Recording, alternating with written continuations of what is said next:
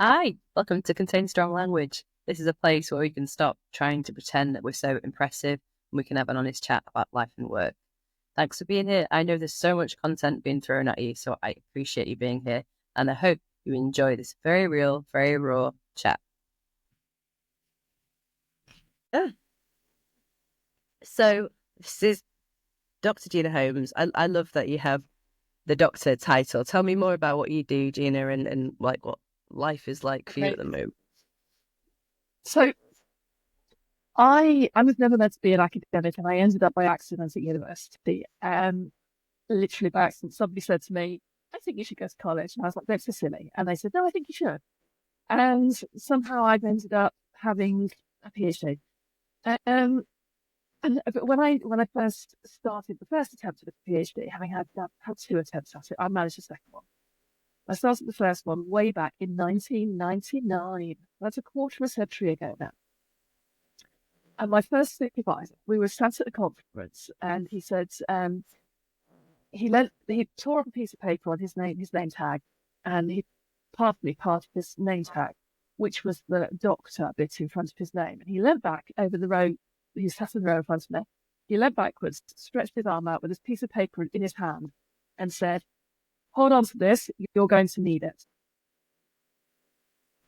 And that bit of paper with doctor on it, just the DR, stayed on my corkboard in front of my desk for the next 17 years until I finally got that PhD. Yeah. So it's become part of my drive, my reason. And when I talk to the people I work with now, I'll say to them, "Why are you doing this?" And for a lot of them, it's about the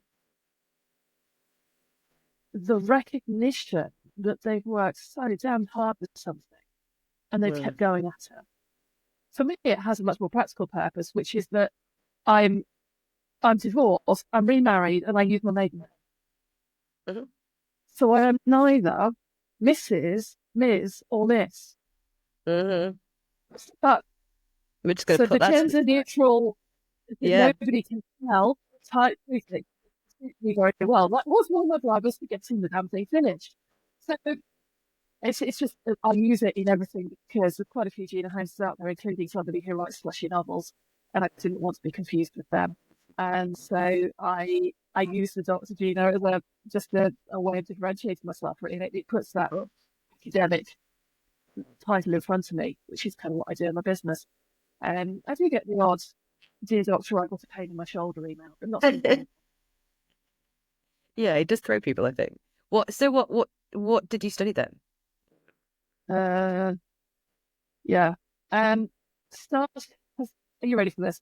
I Oh yeah. started out doing equine studies, which is horses, because I've always been horsey, as you can see from pictures behind me, or Yeah. if you listen to my voice, you probably can't, but there are pictures of horses behind me. Um, so I went off to college at that friend's behest to do equine studies because it was something I thought I would be interested in. Yeah. When I got 2 years into my studies, I realised that actually looking at the the the reproductive habits of horses was not necessarily something I was desperate to spend the rest of my life doing. And Uh, the economic stuff that I was doing at the university side was more interesting. So I hopped over to the main university side and finished my first degree in economics. mhm. I then about 5 years later got chased into doing a master's because I was working at the university and needed a master's degree. So I got thrown onto a master's in human resource management because that's what I was teaching at the time.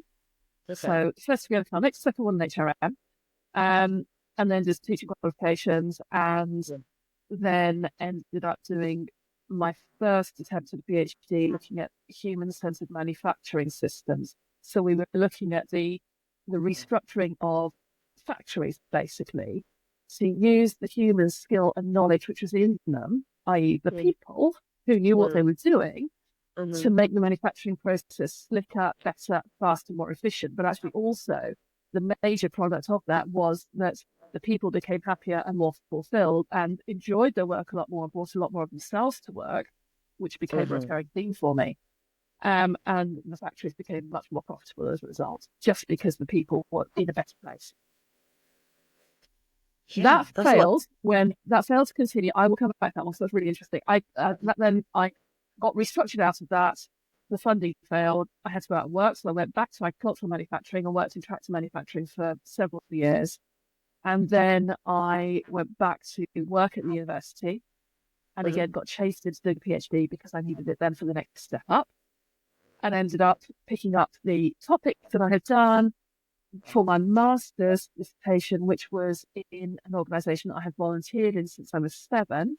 And they wanted me to do some more work around that topic. So I went back to my PhD on that topic, which was managing volunteers. Make a sensible story of that if you can. But ultimately, what I take out of it is I know quite a lot about quite a few things. I know very little about a lot of things as well. And fundamentally, what comes through all the time is I'm interested in people and the way they behave. I was going to say, there's a golden thread. There always is, isn't there? Like, even if you've had the most sort of disparate feeling career, there's always a golden thread. So talk to me more about that. What's the sort of driving force there? I think the driving force is that I really enjoy seeing people and animals get as close to fulfilling their potential as they can. So I remember, you have those memories from being a kid where you just like, there's this moment that's burned into your time. I remember my parents had bought me a book. I was 7. And they bought me a book on girls who did things. And it was pink. All the writing was pink, but Yeah. it was not those things. One was basically a woman who started to hold something. And she did that by learning to drive a truck. And this is in the 1980s, but women didn't drive trucks at that point. Well, not very many of them. We were all needed because we had horses. So we drove lorries, horse trucks. But most women didn't drive trucks. You didn't drive down like the main roads and see women driving articulated trucks. But this was this case study about this woman who was doing that. And she went to work. Well, I have no idea. I imagine it was made up. But she went to work in pink fluffy jumpers with a full face and makeup on. And she drove these trucks wearing high heels because that's what women were expected to do. But she was doing a man's job. Yeah. And that sort of going through that book, I remember thinking, so I can do what I want to do. I can break that mold. But actually, what I want to do is I want to teach. And then I looked at my teaching in school. I don't want to be a school teacher. This left me in a bit of a bind because I had no other anything to aspire to in that sense. My parents were both, had stopped at school. They were not educated in that sense. They're very intelligent, but they were not educated. They'd been to college briefly, but not for long periods. University wasn't really on the horizon. So I had no idea that there was any other way of teaching, except I had riding coaches. I was riding at that point. I had ponies. I was competing. So I had coaches. And I saw that as a way through.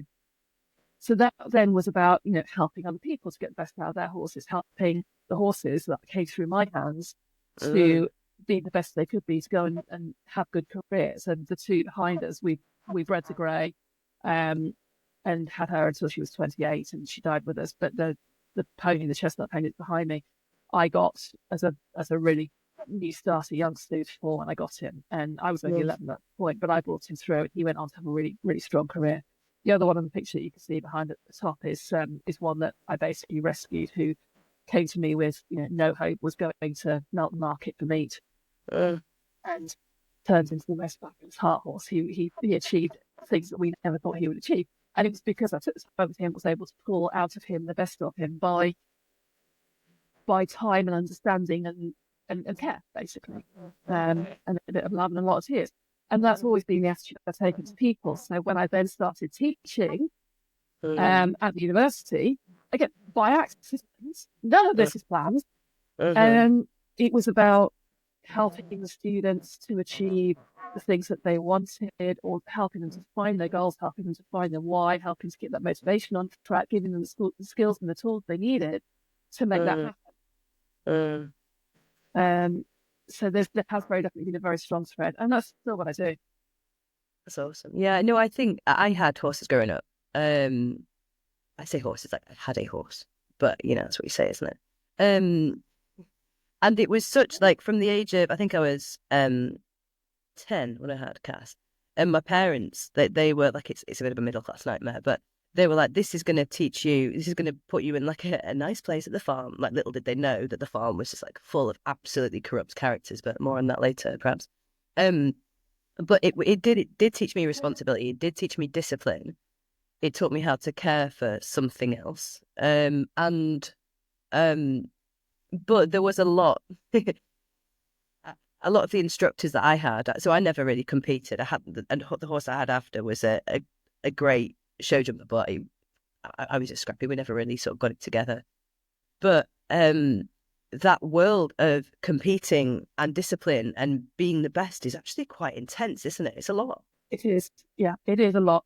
And I think, there's this meme that goes around says, when your daughter spends time at the bar, she will learn to be resilient. She will learn the value of things. She will learn to keep going. She will learn to get up and fight back. And I think, that is so true. I mean, there's this, I guess you think about kids with ponies and you think they're spoiled little brats. But I tell you what, I worked all the hours. I was up at 4 o'clock every morning to ride before school, to do 3 or 4 horses before I went to school.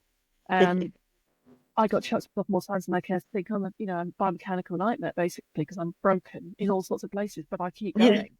Yeah. I had, I remember having some exec coaching years ago, and so then the coach said to me, right, well, next week, we could start talking about resilience. That's the next thing in our curriculum. I just rolled my eyes at her. She's like, what's the problem with resilience? I said, I've had horses all my life, but I'm a child of an alcoholic. And she said, and you're where you are. Okay, fine. We won't talk about resilience. I don't think I can teach you anything. I'm not sure how true that ever was, but you learn to get back up. You learn to carry on, and it's not always good, but you do, and you learn to fight through. And where you've got a bigger cause, I couldn't just take a day off from the horses because I didn't feel like it. That's really interesting. I've never really thought. Yeah, I've never really thought about that. And just like doing scary things. Yeah. Every day. And things like getting hurt and not, not crying, not stopping. You get kicked and you still have to catch the damn thing in the field. It stands on your foot and you still have to get on and go in the ring. And if you have to cut your boot off afterwards because your foot's swollen inside it, well, that's what you have to do. But you do it. And or maybe so that's just because I was giving a talk. I don't know. No, that sounds very familiar. Yeah, you sound really pragmatic. Are you still quite sort of like that? Excuse me, having a coughing fit. In a sense, just cracking on, just carrying on. Yeah, I am. I sometimes wish I was less like that now. I sometimes wish I could feel things a bit deeper and could go, do you know what? I am absolutely over everything. And I want some time off. But actually, and I think I've started to take those steps now. It's been a long, long road. And I think now it's just been really tough the last few months. And I've actually started reading novels again. I haven't read novels for about 25 years. And I've just started to put a couple of novels on my Kindle and sit down for half an hour in the evening and read a book. And I think that's sort of stepping away from things was something I never really did because I just sort of worked. And it's the subject of my emails, my list yesterday. It's just like I pushed hard. I worked 18 hours a day for 8 years through my PhD. I don't recommend that as a course of action. But I have done it and I have kept doing it and I have kept doing it. And we had a conversation with my husband a few weeks ago and he's like, all you do is work. I said, do you want to see all I do is work? Then I'll show you all I do is work. But you've never actually seen all I do is work. You've seen, I do all the other things now as well. I run the house, I run the family. I spend a lot of time with the kids. That's not work. You don't think that's work? I'll show you part of work. Oh, I think it is work. It's not work. Yeah, I mean, say that again. Sorry, I lost you there. It's just really interesting how people change. I just always kept pushing because that's all I've ever known. Yeah, same. And to be fair, 95% of the time, or something like that, I love it. Like, I love to work and I really identify who I am. And that's not always positive. Like, if things are going badly, like, I don't feel great. I'm like, well, obviously, I'm a shit human. But I can't not work. And I don't know if that's partially being self-employed and just isn't through necessity. If I've not got any projects on, then I better be finding some. But like all the books I read, this is actually quite depressing because you've just reminded me, are all like personal development. They're all like, it's either about how to raise my kids, how to like be a better communicator, or like about my craft. And I do love all that, but like you say, I've not picked up like a fiction book in years. That is quite sad. I suspect our reading list is very similar. All of my Audible books, I mean, I don't have books because I Yeah. don't have time to pick up a book. Well, but Audible and now sort of Kindle because it's on the go and I can read it when I'm waiting for the kids to swim. But they're all personal development. They're all running businesses. They're all communication. I've got Super Communicator on the go at the moment on the Audible. And so to actually read a story, which feels incredibly luxurious and spacious, but also like, oh, I should be doing something else. I should be doing something else. I should be. And I have to force myself to sit down for, 10 minutes. Then you get into it and half an hour's gone. And I'm like, shit. But actually that's better than doom scrolling for half an hour. Oh, 100%. It's all, I was going to say it's all bullshit really, but like, it's so hard. I don't know if you identify with this, but like giving yourself the space, like there's such beauty and simplicity. Like the other day I had the radio on in my car, not a podcast, because I'll often listen to like podcasts when I'm doing the dishes or I'm in the shower, I'm in the car, I'm not watching, I'm listening. And something was going on with my phone and I had no battery. So I just listened to the radio and I was just like, oh, music. And like, just like washing the dishes in the warm water in my hands. I was like, what the hell am I doing? Like, there's just such these moments, this space, you need it, don't you? Yeah. And I think I was reminded that this morning my daughter was crawling to bed at 5 o'clock. And then as she woke up, she said, I want a music player for Christmas. And she's 5. Because she's already into that understanding, appreciating music around. We quite often have some sort of happy mix playlist on when we're eating and things. And, and that's sort of recognizing that that's a really important part of what we are and who we are, and the need to just relax into that is really important for them both. So I think that's a lesson that I'm taking as well at the moment. Yeah. No, 100%. And they like kids do give us that other, like another go around at like optimism and hope. You're like, oh, that is a beautiful leaf, or that is like a nice sunset, or like all the things that we're just like hustled through, or just like, oh, yes, I'll look. Yeah. Or music player. That's cute. Awesome. So Lily wants a ride-in car. I was like, Santa can't fit that in his sleigh. And she was like, but he might. And I was like, but if he doesn't, don't be disappointed. And I'm like, oh God. Like one of those like little cars that they can ride. She's like, my friend's got one of the I do. Yeah. I compromise with a ride on Thomas the Train suitcase, if that's any help. You said what, sorry? I compromise with the Thomas the Tank Engine ride on suitcase, if that's any help. Like, a good idea. I don't think that would fly, but I like your idea. It's okay till they start pulling each other around the living room on it and bash each other off the walls, and I have to start repairing the walls. But yeah, that's exactly the level of energy in the house. You nailed that. Yeah. Okay. Cool. Right.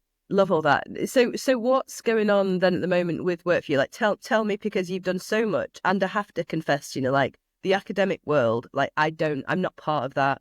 I don't really understand it. So like, there's a lot of what you'll talk about that I'll just have to be like, tell me like I'm 5. What does your work look like now? Okay, so because simple isn't a word in my language. Okay. I keep things very, very, very busy and very, very, very complicated. And this is part of where that accusation came from. I went through working. Can I do the whole story thing? Because that's much easier than the this. Yeah, please. Yeah. So quick sleep break there. Okay. So I've always been working full time, more than full time, and I ended up purely by accident because somebody asked me to do it, teaching at the university in business school, the university I graduated from, and I got a phone call to say, can you come back and teach some classes for us? Because I think you've got the skills we need. And somebody said you're looking for a job, and it's only part-time, but it'll keep you going for a bit. That morphed into a maternity cover post, which was full-time, which morphed into a permanent post, which was full-time, which morphed into a head of department role, which was more than full-time. And from there, I went, back into program management, which is like program management anywhere, anything. You kind of got a budget, you got people, you got targets, you got things you need to manage, and you got hundreds of recalcitrant students as well to manage it in the bargain. So I did all that, and that was when I was trying to do my PhD as well. So I was working probably on, I had 3 horses that were competing at national level at the time, and I was caring for my grandma, and I was trying to stay married. I didn't manage to stay married, but I did care for my grandma, and I did have the horses competing, and I did finish the PhD. And I did take the programs to top 10 in the world whilst I was managing them as well on the rankings. Nice. Just one. So just listening. So then life changed dramatically, and I mean very dramatically. I quit my job.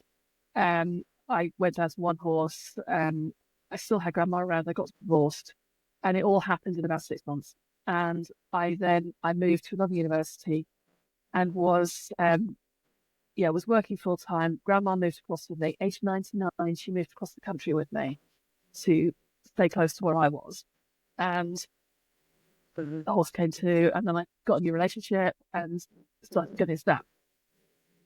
18 months later, I was pregnant in my early 40s. The university wasn't very happy. It wasn't what they'd expected to happen.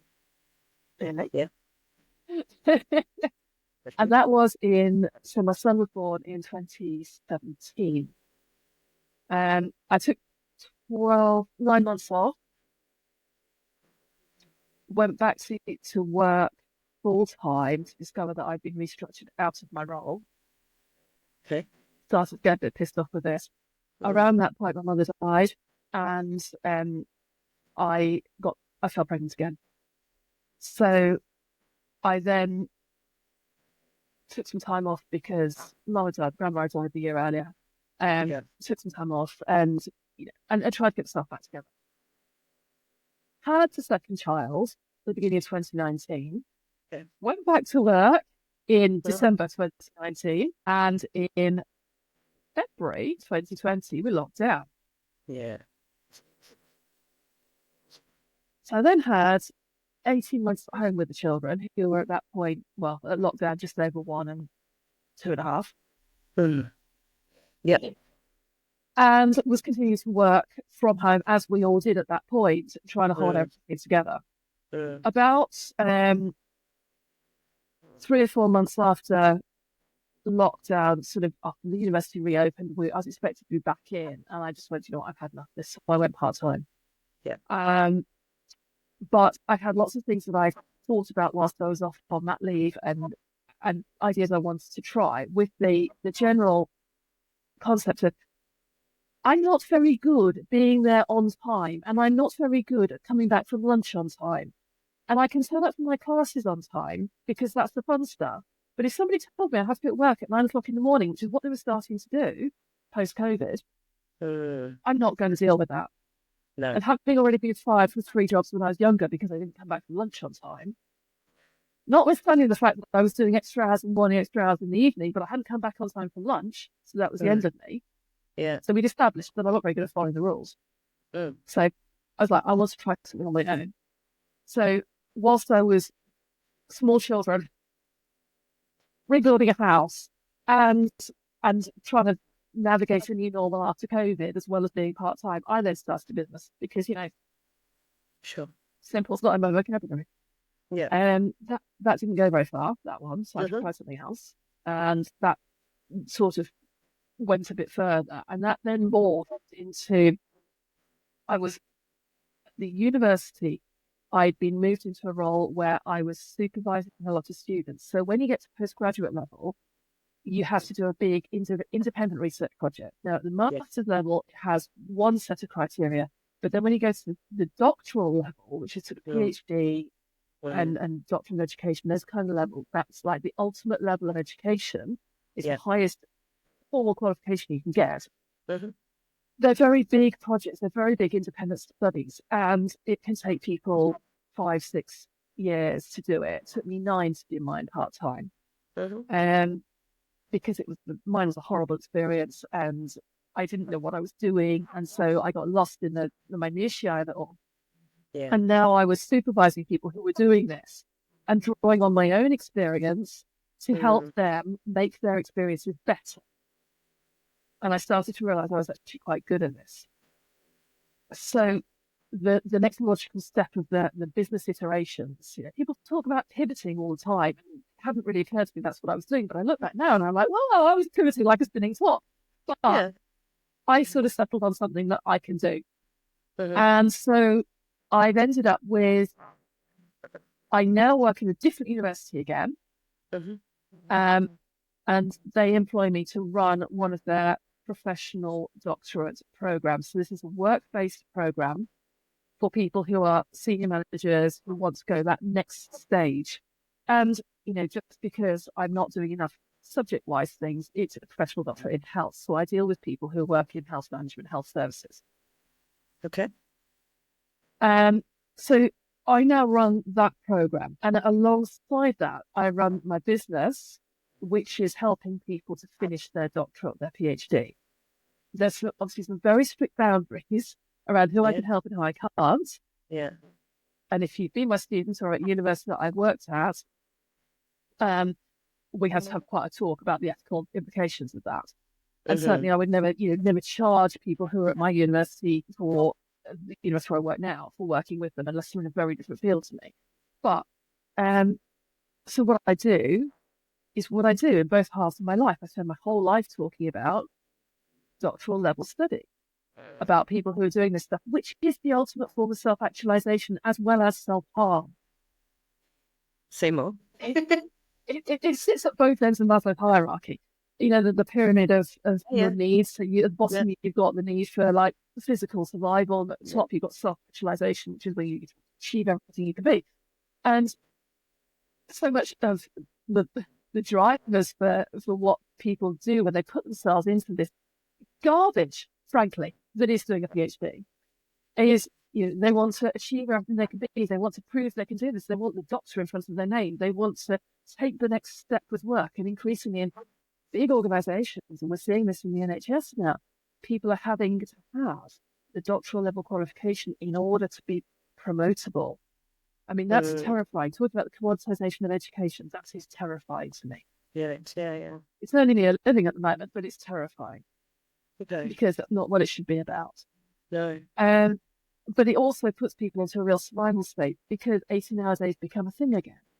Because your family will never see you. Because if you've got young kids, as most of my students and clients have, then it puts that juggle into a whole different league of how do you be there for bedtimes? How do you be there for dinner times? How do you be there for swimming practice? When actually, you've got 20 papers to read and 60,000 words to write in the next 3 years.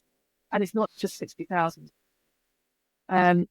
And how do you manage all of that and the brain space it takes up? So you've got real challenges of integration of self in going into this one thing. And it takes up whole lives. So what I do in my university life is run a program, make sure it's on the rails, it's minding the rules, it's developing in the appropriate fashion. So the marketing and about the marketing, I had to do marketing as part of my job as an academic. I swore I would never do marketing, and now all I do is marketing. And managing teams and managing people to make sure that works. And then in the other side of my life, I work directly with people, which is really nice. But I spend a lot of time coaching, a lot of time managing emotional breakdowns, a lot of time giving people the pep talks and the skills and the props and the crutches that they need in order to keep going. Yeah. And I probably spend much time talking about time management and mindset management and the need to step away and have a cup of coffee without a book in front of you, for God's sake. As I do technical aspects of what we're doing. Study, my clients, not my problem. But managing the people what is. So just can't again, Gina, that's it. I think you're back. I think sometimes when you sit back, you come away from your mic. Cool, there we go. Okay. Back in the game. It sounds so complex and so heavy. So I think some people spend their lives trying to make things simple and straightforward. And I feel like you've just dove headfirst into the messy, complex, hard work that these people have to go through, and it's sort of like I'm saying it's like meta. You're like you say, like self-actualization. You're doing the work. You understand. It feels heavy. Does it feel heavy to you going through it and working in it? No, I love it. I Well, love that's what I fun. do. Yeah, no, but you can love it and it can feel heavy. But so you're just used to this It's level of no, intensity. it's well, is it intense? What I do fundamentally is I help people achieve their goals. Yeah. That's it. People come With, to me, with, they want to achieve this goal. I've got tools that I can help them achieve this goal. So okay. what I do, it's what do I say on the website. It's hard thinking, but it doesn't have to be hard doing. It's like the process doesn't have to be as shitty as we make it.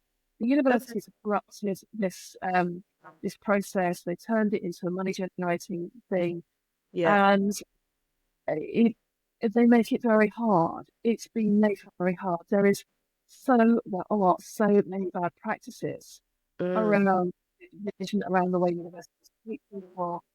mm-hmm, I've just been on the wrong end of that recently. I've had a contractual dispute with the university I've been doing some work for who haven't paid me. mm, And, they just said, we'll suck it up. Um, and it's like, that's £2,000 that you haven't paid me, that you contracted to pay me. And they're like, well, suck it yeah. up. Get over yourself. And that's the attitude towards people. So what I see is people who are hurting, people Mm, who are confused, people who are struggling to make things work, people who have a real drive, but have complexity in their lives and are struggling to find their mm, way through. No, I guess because my life has always been complex, and I've sort of mentioned a lot of those things in the past just now. mm. I guess I've found the tools to get through that, and I'm still upright. And I think a lot of people might look at my life and say, "How are you upright?" But at the same time, I am, and I can help other people to do that. So that's what I do. Tell me the tools, Gina. I need the tools. Just can you just counsel me for the rest of this session? No, but seriously, like, what are the things that you go to? Because if they're working 18 hours a day and they've got these young families, and how long they're doing this for a couple of years? I don't know. Like, how do they get through? What the doctor? Mm, Um, Anywhere between 3 years if you're doing it full time, and 8 or 9 if you're doing it part time, and you're lucky. okay. So for the It people that are is. doing it I'm my professionally, most so case. yeah, My maximum registration period on the program that I run is 8 years. yeah, Um, there is a standard extension clause in that as well, so we could go to 12 if we need to. I I don't encourage people to do that no, because once you start doing a study, things move on very fast. So actually, you're then constantly in catch-up mode because somebody's mm, published that work that you wanted to do. There's new papers come out, so you're constantly rereading, and then data only has a limited span of life. I mean, this from what you do, that people will mm, talk about one thing 1 month, but 3 months later it might be different. mm, Um, and so they I encourage them to keep it going. And that's one of the real benefits of the kind of program that I run, which has a taught element at the beginning. So we get people up to speed and mm, ready to do the thesis stage, where if you do a PhD, mm, you're thrown in at the deep end and told to get on with it. So when I mm. registered for my PhD, I did paperwork, I was given my ID card, I got told you're supervised in one of those buildings somewhere over that side of campus, and we'll see you when you submit. Yeah, Godspeed. And that was why it took me so long. But and so it is, and it's a lot. I work with people who normally are part time, so they're trying to do all the juggling. I've just finished working with somebody who was doing it full time, and she wasn't working, but she was trying to work and needed to bring money in at the same time. Mm, So she was doing full time. Yeah, kids, who teenagers who were, demanding. And so we talked a lot about how do you do that? How do you keep food on the table? How do you break your work up into chunks so that you can do a bit whilst you're waiting for them to finish football practice? And you use mm, those slices of time. And then there were times when I said to them, to her, go away, just put everything down, go away for 3 days. Nothing with you. You're yeah, not even take your phone, just go away, have a break. And that's as important as work, work, work. And I think it's always easy to solve other people's problems, isn't it? Oh, So I can give that advice. yeah. I may not be able to take it, but I can take it. Oh, listen, yeah. Do you know there's a term the kids use for that now? They call it raw dogging it. Yeah. You know this, right? Okay. My friend told me a few months ago, and I was like, oh. Anyway, I'm not suggesting that that's a phrase you'll use, but I was like, the thought. I mean, I also think like for these young men largely that have coined this phrase, getting on a plane with just a passport and some money and no phone and no responsibilities is not everyone's life. But also No, kind of yeah. But I know that's not what we suggest. no, but actually, it's an interesting point. It's something that we come back to time and time again. So the vast majority of people I work with are women. And Yeah. that's partially by choice, because I Yeah. understand better how a woman's brain works, but it's also because most men who are doing these degrees, they are, if they're not single, they act as if they're single. Mm, So someone else picks up all the work. If mhm. they've got kids, then they're using the evenings when the child is being fed to do their Yeah. work, Yeah. because they're not feeding the child. Mhm. They get the nice sleep at night because they're not up Yeah. 3 times a night with the kids. Yeah. And if they're not parents, then they're able to focus. And you get Mm, all 4 o'clock in the list, 5 a.m. done. I mean, honestly, at 5 a.m., I'm not getting up and doing a half an hour meditation and then heading off absolutely. to gym for an hour's work and then coming back to a pre-prepared breakfast, for God's sake. I haven't had Yeah. breakfast yet today. Hard pass. Yeah. And, Yeah. it's a different thing. It And is. we see this in the world of work, don't we? The experience of women in the workplace, in education, in even the house is so different to the experience of the Mm, majority of men. And I'm aware I will offend people by saying that. mhm. But my experience is that the the majority of men have a very different way of looking at things Yeah. Yeah. and a very different understanding of what it means to multitask. Multitasking for my husband, God bless him, is being able to pick up the children's discarded pajamas as he walks through the living room on the way to the toilet. Yeah. Do more than those. Yeah. No. I hate. Yeah. Yeah. It is a very different thing. So the majority of people are working are women. Because they have a Yeah. very different life. Yeah. And I Yeah. think Yeah. so for me to say to someone, leave your phone, leave your computer, leave all your books and go away for 2 days is absolutely radical. Yeah. I hear that. And the difference that it makes to people's minds is phenomenal. And you think, if we could do this for people on a general basis and say, just go away, just just put it down and go away, it would be society would be so different. And what do you think that is? That's just the space to be creative, the space to decompress, to just breathe. Like, what's that about? Do you think? For my people, it's a space to breathe and not to think, Mm, not to be running around after people. mm, I um to have that time for your brain to recover and for your body to recover. mm. And it may not be very long, and I don't think 24 hours is long enough for anybody, but No. it's better than nothing. And Do nothing you is what have? we generally get. No, it's true. Do you have like framework? Do you have like a set bunch of steps that you'll go through with people?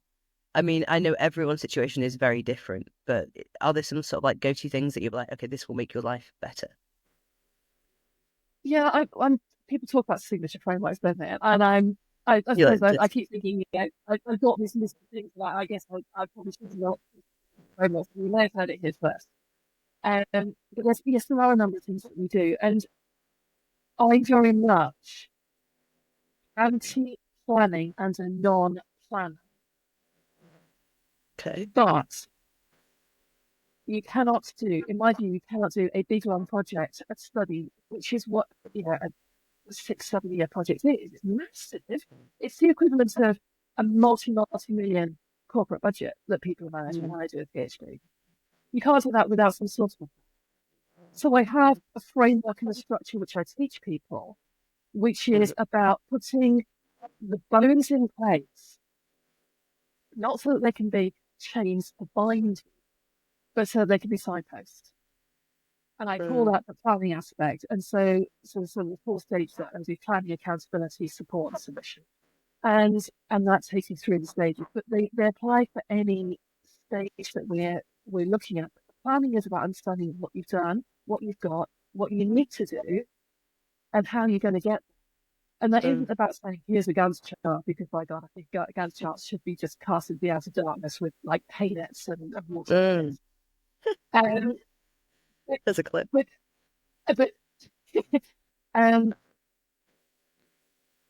so that's how you slow down, because we can't do that. We can't put things on a Gantt chart, because if a child gets sick, or a parent needs you, or something goes AWOL at work, you've got to deal with it. But it's about knowing what the next stage is, what the next step is. And I love Laura Robinson's idea of now and next. Now I'm going to do this. The next thing to do is this. That's what we're going to do next. And the next goes on the list, and then you pick from the next, and it becomes the now. But you only ever have the now thing on your plate. And for me, that concept of these are the stages that we need to go through, but this is the next thing. And I make people sit down with me and write the structure for their entire thesis, whether they're on day 1 or 6 months away from submission. We write the entire thesis, and we use that to level 4 headings. Literally, it's a table of contents. I Level read 4 that. headings, so that you know what the next bit you have to write is.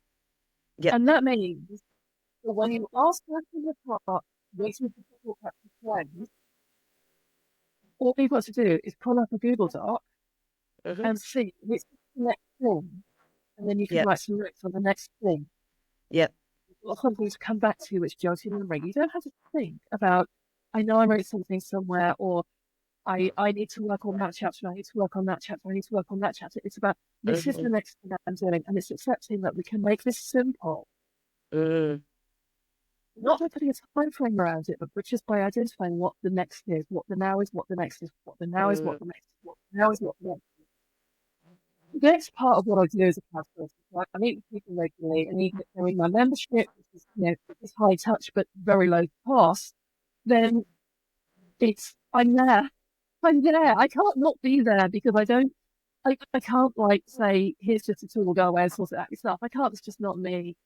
So I'm there with them, and it's about the accountability. Have you done this? If not, why not? What's going on with it? Okay, it's okay that you haven't done it. Let's find another way to do it. And when we get towards deadlines and towards submission dates, then it's very much about, right, what's the next thing we need to do? Let's strip out the crap and only do what's essential. And let's get it over the line, and then we can deal with the next bit after that. The support that I put in, because that's what I do, I can't help myself. It doesn't matter if somebody buys a £9 product from me.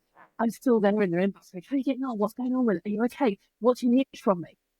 I will probably bankrupt myself by doing that, but at the same time, it supports people. That's what I like to do. And, we know that creates an atmosphere that helps people. And then the submission bit is getting people over that line. It's reminding us all that what we need to do with these studies is submit the damn thing. And we just have to get it over the line to get it submitted. Did you know that if you submit your PhD thesis or your doctoral thesis, there is a 96% chance that you will pass? No, I did not. You don't get odds like that very far anywhere else.